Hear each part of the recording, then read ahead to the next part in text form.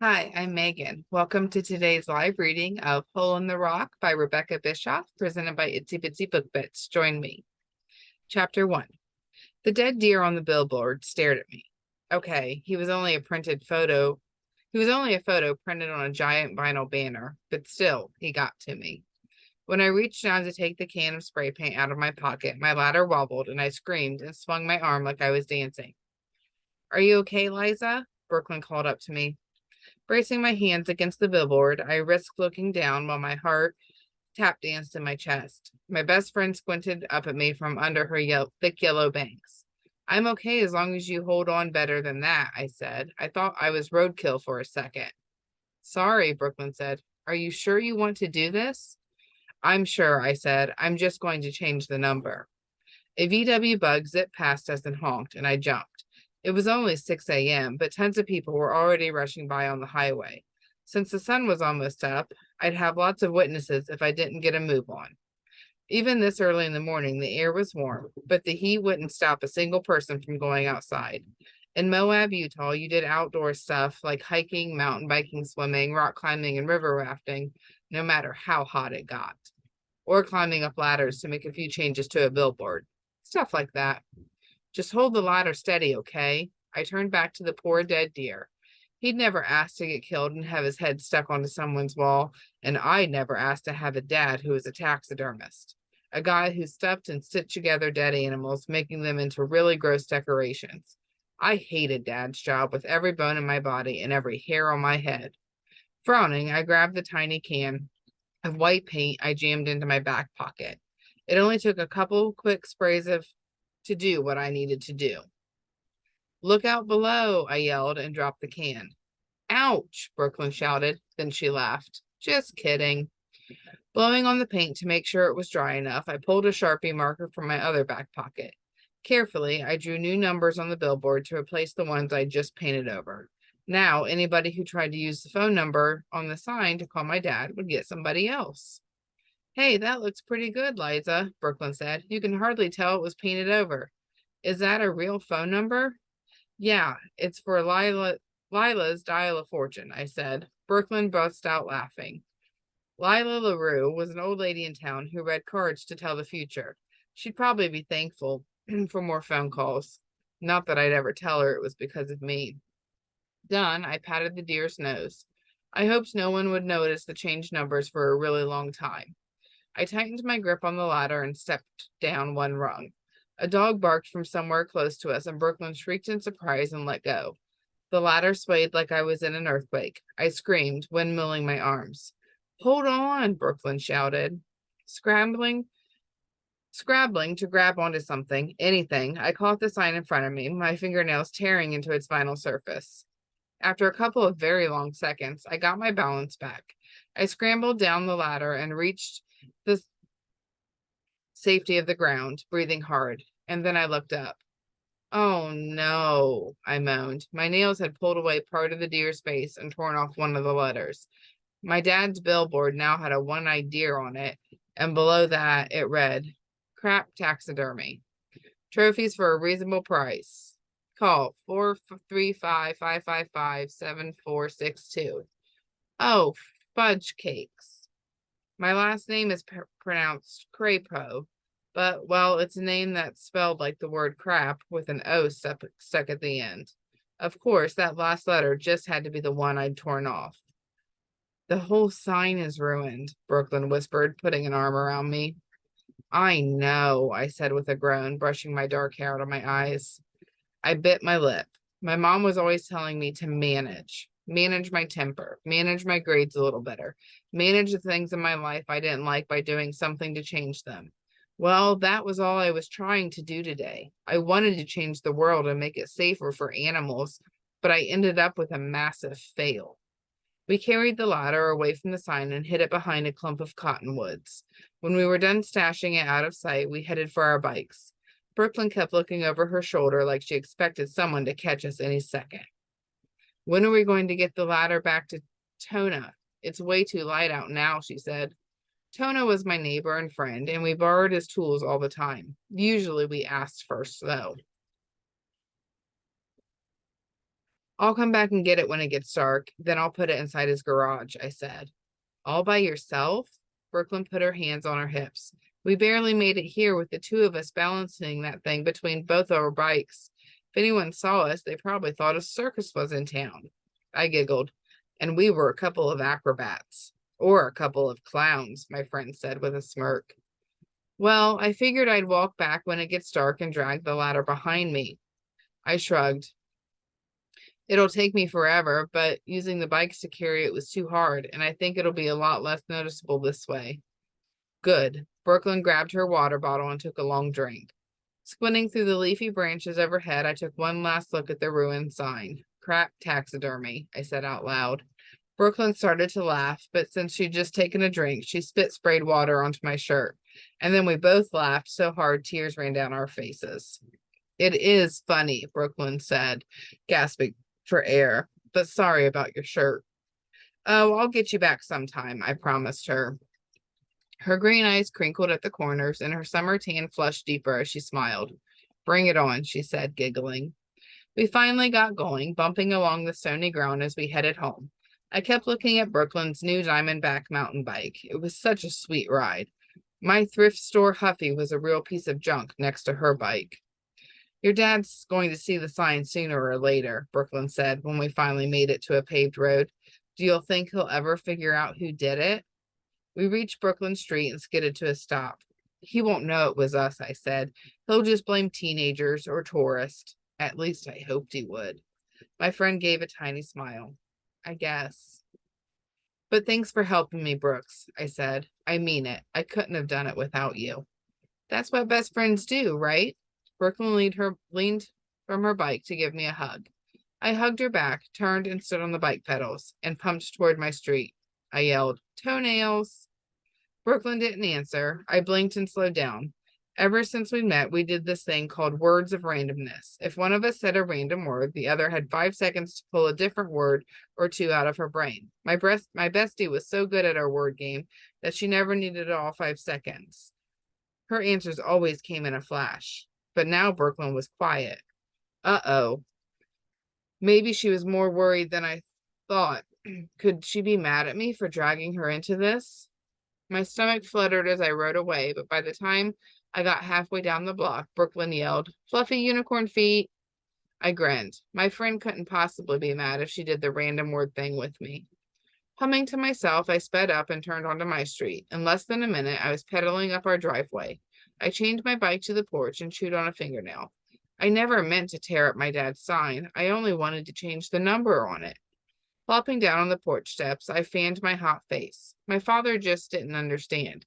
He loved to hunt and often came home with some dead animal in his truck. Mom was okay with it, but not me. I didn't even eat meat. Not since I was 5 and Grandma Thora killed a chicken in front of me and then expect me to eat cut up pieces of it. After she fried it, of course. Glancing down, my t-shirt made me cringe. It had the M&M logo on it. Mom got it for me just last week, saying it reminded her of when I was little. Her nickname for me then used to be M&M, Mischief Maker. Well, I just made a whole lot of mischief.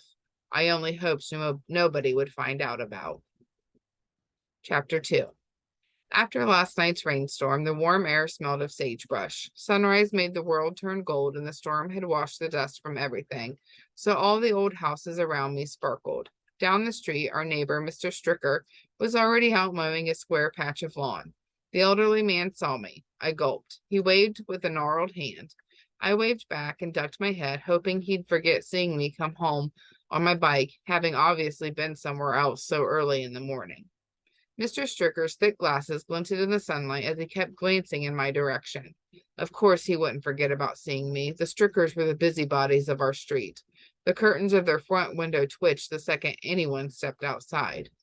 Taking a deep breath, I forced myself to look away from the nosy neighbor and made up a haiku in my head. I'd been doing that ever since Mom taught me about the short poems. She kept telling me the verses were supposed to be about nature, but I wrote haikus about everything. Why not? It helped me think. I made sure that the lines had the exact number of syllables they were supposed to have. 5 for the first line, 7 for the second, and 5 again for the third. I climbed to the sign, but almost fell, and it tore. What will my dad say? Light footsteps padded up from behind. I smiled as my little brother, wearing faded red shorts, put his arms around me and squeezed. His name was Theodore, but we called him Dor. Dor's hugs were the best. Even though he was almost 6, he didn't talk much. It didn't matter to me, though. He still had lots of ways to tell us he loved us. I pulled him onto my lap, and he snuggled his dark curly hair on my shoulder. When the sun inched higher, it got too hot, so we went inside where Mom was watching TV. Act casual, I told myself. Hi, Mom. I plopped next to her on our sofa that used to be lime green, but was now the color of boogers. I picked at some stuffing that spilled from a hole in the armrest. Dor ran to the kitchen. Where's Dad? I asked. He had to go somewhere, Mom said. Oh, when will... I froze. A huge spider, one with long fuzzy legs and a body almost the size of my hand, crept along the armrest of the couch. One of its legs gently tapped on Mom's arms. She looked down. She flew from the couch, screaming, and jumped up on a chair. Liza, she wailed. I gently scooped the tarantula into my hands and stroked the orange and red markings on her back. Rosie would never hurt you, I said. I'm sorry. I must have forgotten to put the lid on her cage again. Out, Mom yelled. She goes outside. But, Mom, go. Mom pointed toward the door. She stays in the shop or I'm smashing her with the biggest pan I can find in the kitchen. I'll get her cage, I said with a sigh. Once Rosie was back inside her little house, a glass box with a plastic lid, I picked it up. Rosie waved her legs at me like she was telling me she understood.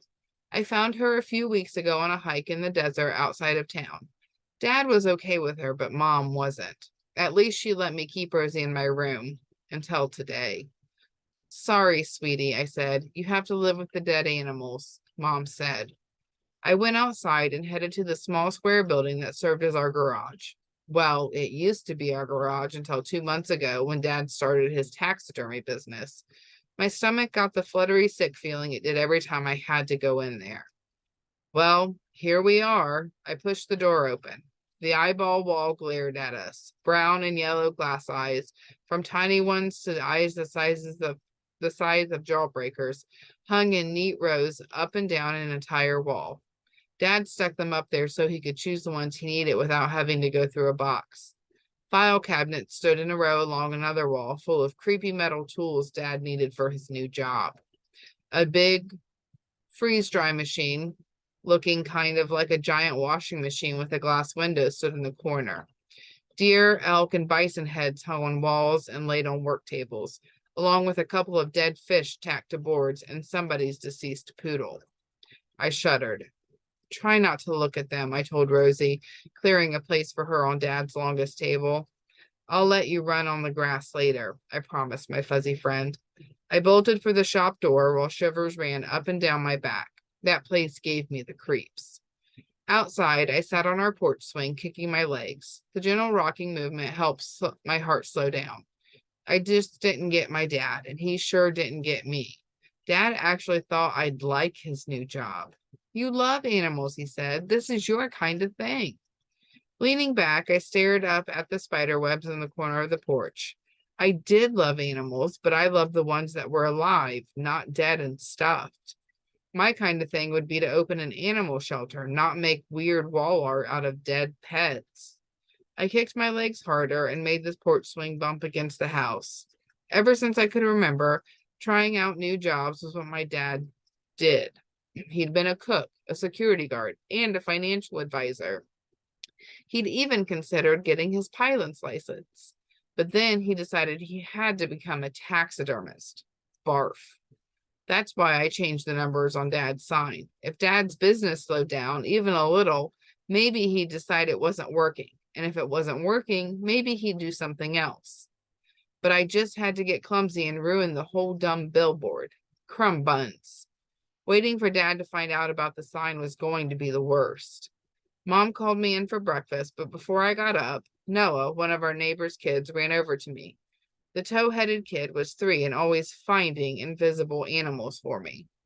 I got a bird. He held out his empty hand. He looked up at me with huge eyes the color of the desert sky and waited. Oh, it's so pretty, I said. What kind is it? The kid looked down at his palm. A red bird. Here. He pretended to put the bird in my hand, and I pretended to stroke its feathers. I'll take good care of it, I promised him. Okay, bye. He leapt down the steps and ran back to his house. I waved before heading inside for some food. Mom poured cereal for me and handed me the almond milk. Dora drank a nutrition shake. My parents gave up a long time ago trying to get him to eat regular food. While we ate, Mom reminded me that I couldn't rescue any more animals the whole summer. She came up with that rule after I brought Rosie home. I'm okay with the birds with broken wings and the stray cats and dogs, but that thing, ugh. After summer's over, if you do find any more animals, they can only have 4 legs or 2. That's not fair. I flicked a piece of cereal with my finger. It pinged up against the wall, and Mom made me go pick it up. Dad can bring home all the animals he wants, Mom laughed, but they stay in the shop and they don't pee all over the house. Yeah, because they're dead. Sighing, Mom ruffled my hair. Just don't forget, no more rescuing this summer. It was hard enough to find a permanent home for that last mutt. I know. I ducked my head. Gary, a bulldog with one missing leg, was a sweetheart, but no matter what we tried, he was impossible to house train. Dad finally took him to the Humane Society. I'd only agreed because the place kept the animals forever. They didn't put them to sleep. I hated to lose Gary. He used to sit with his drooly head on my leg while I did my homework, but I did get tired of mopping up after him. At least tarantulas don't pee on your floor, I said, carrying my bowl to the sink. Mom made me do the dishes for being a smart aleck.